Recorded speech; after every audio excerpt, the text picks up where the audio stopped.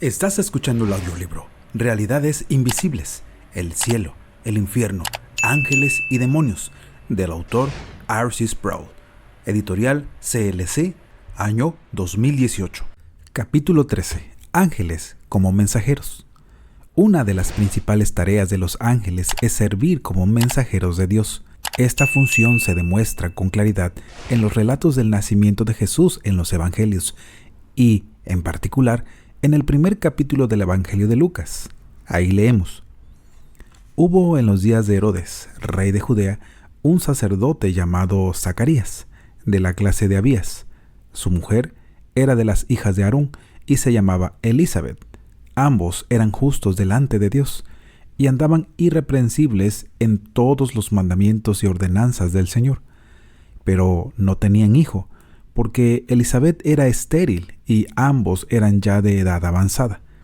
Aconteció que, ejerciendo Zacarías el sacerdocio delante de Dios según el orden de su clase, conforme a la costumbre del sacerdocio, le tocó en suerte ofrecer el incienso, entrando en el santuario del Señor. Y toda la multitud del pueblo estaba fuera orando a la hora del incienso, y se le apareció un ángel del Señor puesto en pie a la derecha del altar del incienso, y se turbó Zacarías al verle y le sobrecogió temor. Versículos 5 al 12. Zacarías era un sacerdote de la tribu de Leví. El santuario central de los judíos era el templo de Jerusalén, y se acostumbraba que los sacerdotes locales de los diferentes distritos de la nación fueran seleccionados al azar para que una vez en su vida tuvieran el turno, si eran lo suficientemente afortunados, de servir en el templo de Jerusalén. Lucas capítulo 1 nos dice que la suerte había caído sobre Zacarías. La experiencia inolvidable de ir a Jerusalén y participar del ministerio en el templo, en ese caso, consistía en ingresar a orar en el altar del incienso del lugar santo. En esa ocasión, cuando el sacerdote entraba, él oraba por la nación, y esto siempre atraía a un grupo de personas que rodeaban el templo y veían entrar al sacerdote y esperaban hasta que salía. Era, en cierta forma, algo similar a lo que sucede en la elección de un papa. Grandes multitudes de personas se reúnen alrededor de la plaza de San Pedro y miran la chimenea de la Capilla Sixtina para ver de qué color es el humo que sale. Si es negro, significa que la votación ha fallado en la elección de un nuevo papa. Si es blanco, significa que el nuevo papa ha sido elegido, y el pueblo se emociona al ver la señal. Asimismo, el pueblo en Jerusalén esperaba la salida del sacerdote, porque si salía rápido, eso significaba que las oraciones habían sido ofrecidas y que Dios había escuchado favorablemente la intercesión de aquel hombre. Sin embargo, el día que Zacarías entró a orar, hubo una demora. La razón fue una intervención radical e inesperada en la vida del sacerdote al momento de ministrar en el templo. Allí le apareció un ángel y la Biblia indica que le sobrecogió temor. Esto es de resaltar por la siguiente razón: la cosmovisión bíblica no se puede entender aparte de lo que las Escrituras enseñan sobre la realidad del mundo angelical. No obstante, en nuestra cultura y en nuestra época hay escepticismo respecto a estas cosas, principalmente porque las personas dicen que los ángeles no se pueden percibir dentro de nuestra experiencia común. Cuando vamos a la Biblia, en cierta medida, miramos los eventos con telescopio y asumimos que cada 15 minutos un ángel debería aparecer. Pero ese no es el caso.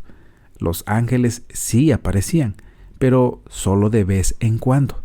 En realidad, era poco común que se diera la manifestación visible de uno de estos seres espirituales. Por lo general, los ángeles eran invisibles, como en el caso de Eliseo y su siervo, y por esa razón, Eliseo tuvo que orar para que los ojos de Giezi fueran abiertos y él viera la realidad que estaba presente en ese lugar. Cuando vemos que Zacarías quedó lleno de temor al ver la aparición del ángel, esto debe indicarnos lo poco común que era este tipo de experiencias, incluso en ese entonces. Zacarías no estaba acostumbrado a encontrarse con ángeles ni a hallar con ellos todos los días. Lucas continúa su narración diciendo: pero el ángel le dijo: Zacarías, no temas, porque tu oración ha sido oída y tu mujer Elisabet te dará a luz un hijo. Llamarás su nombre Juan, y tendrás gozo y alegría, y muchos se regocijarán de su nacimiento, porque será grande delante de Dios. No beberá vino ni sidra, y será lleno del Espíritu Santo, aún desde el vientre de su madre, y hará que muchos de los hijos de Israel se conviertan al Señor Dios de ellos, e irá delante de él con el espíritu y el poder de Elías, para hacer volver los corazones de los padres a los hijos, y de los rebeldes a la prudencia de los justos, para preparar al Señor un pueblo bien dispuesto. Dijo Zacarías al ángel: ¿en qué conocer esto? Porque yo soy viejo, y mi mujer es de edad avanzada. Respondiendo el ángel le dijo: yo soy Gabriel, que estoy delante de Dios, y he sido enviado a hablarte y a darte estas buenas nuevas, y ahora quedarás mudo y no podrás hablar hasta el día en que esto se haga, por cuanto no creíste mis palabras, las cuales se cumplirán a su tiempo. Versículos 13 al 20. El ángel se identifica a sí mismo como Gabriel. Solo 2 ángeles en todas las escrituras se identifican por nombre: Miguel, a quien ya vimos en los capítulos anteriores, y Gabriel. Se dice que tanto Miguel como Gabriel son emisarios enviados desde la presencia inmediata de Dios, y tienen el rango de arcángel, comandantes de las huestes celestiales. Observe que el papel de Gabriel en este entorno, primero que todo, es el de mensajero. Él entrega el mensaje, hace el anuncio, le dice a Zacarías lo que va a suceder. Sin embargo, no solo le da el mensaje, también habla acerca de lo que Dios ha ordenado.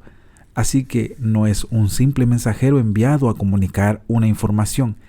Él viene de la misma presencia de Dios, con la autoridad de su amo divino sobre sí mismo, para ordenar a Zacarías que hiciera ciertas cosas. Una de las órdenes que le da es que el hijo que iba a nacer debía seguir cierto orden de comportamiento durante su vida, similar al de los nazarenos. Otra orden es que el niño se llamaría Juan. Este mandato es importante porque en la tradición judía, cualquiera que nombrara a alguien o a algo tenía autoridad sobre ese objeto o persona.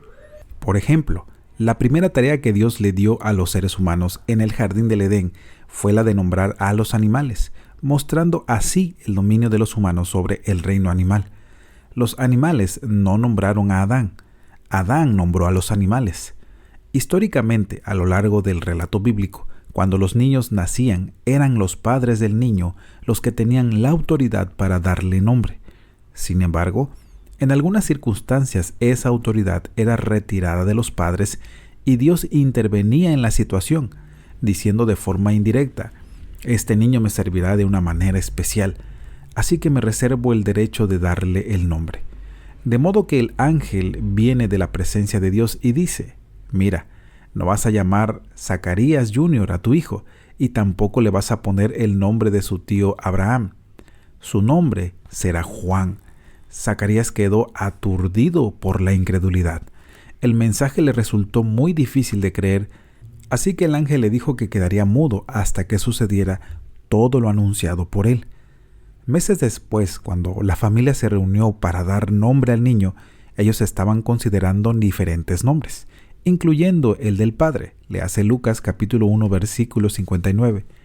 Pero Elisabet dijo que se llamaría Juan. Esto sorprendió a la familia, así que le preguntaron a Zacarías, y él escribió en una tabla: Juan es su nombre. Lucas capítulo 1 versículo 63. Él se sometió a la autoridad del mandato que le había dado Gabriel, y cuando manifestó su obediencia, recobró su habilidad para hablar. Gabriel también fue enviado a otra misión en el primer capítulo de Lucas. Al 6º mes, el ángel Gabriel fue enviado por Dios a una ciudad de Galilea, llamada Nazaret, a una virgen desposada con un varón que se llamaba José, de la casa de David, y el nombre de la virgen era María. Y entrando el ángel en donde ella estaba, dijo: Salve, muy favorecida, el Señor es contigo. bendita tú entre las mujeres. Mas ella, cuando le vio, se turbó por sus palabras, y pensaba, ¿qué salutación sería esta? Entonces el ángel le dijo, María, no temas, porque has hallado gracia delante de Dios. Y ahora concebirás en tu vientre y darás a luz un hijo, y llamarás su nombre Jesús. Este será grande y será llamado Hijo del Altísimo, y el Señor Dios le dará el trono de David su padre, y reinará sobre la casa de Jacob para siempre, y su reino no tendrá fin. Entonces María dijo al ángel, ¿cómo será esto? Pues no conozco varón. Respondiendo el ángel le dijo, el Espíritu Santo vendrá sobre ti, y el poder del Altísimo te cubrirá con su sombra, por lo cual también el santo ser que nacerá será llamado Hijo de Dios. Y he aquí tu parienta Elisabet, ella también ha concebido hijo en su vejez, y este es el 6º mes para ella, la que llamaban estéril, porque nada hay imposible para Dios. Entonces María dijo, he aquí la sierva del Señor, hágase conmigo conforme a tu palabra. Y el ángel se fue de su presencia. Versículos 26 al 38. Este pasaje es la fuente de una gran controversia en la historia de la Iglesia, una que llega hasta nuestros días. En la Iglesia Católica Romana hay dos corrientes con una fuerte división teológica en lo que se refiere a la función de María en la historia de la redención. Estas corrientes son llamadas maximalistas y minimalistas. Los minimalistas piensan que María tiene un papel significativo, pero quieren minimizarlo. Los maximalistas consideran que María es corredentora con Cristo y sostienen que llaman el paralelo Eva-María. En el Nuevo Testamento se traza un paralelo entre el impacto destructivo de Adán y el impacto redentor de Cristo como el nuevo Adán. El paralelo Eva-María sigue la misma línea, así como por medio de una mujer el mundo fue condenado a ruina por su desobediencia. La redención viene al mundo por la obediencia de otra mujer, María. Así que los miembros de esta corriente quieren maximizar su posición. En el contexto de esta discusión encontramos referencias a lo que es llamado el decreto de María, cuando Gabriel le dice a María que el Espíritu Santo la cubrirá con su sombra y ella iba a concebir un hijo que sería el Hijo de Dios. Su respuesta a Gabriel fue esta: hágase conmigo conforme a tu palabra. Versículo 38. Lo que ella dijo es que así sea. La construcción gramatical con la que María responde al ángel está en términos imperativos, y es ahí donde la palabra fiat aparece. La palabra latina fiat en este texto se traduce que así sea. De modo que algunos católicos dicen que Cristo no podría haber nacido de no ser por el decreto de María.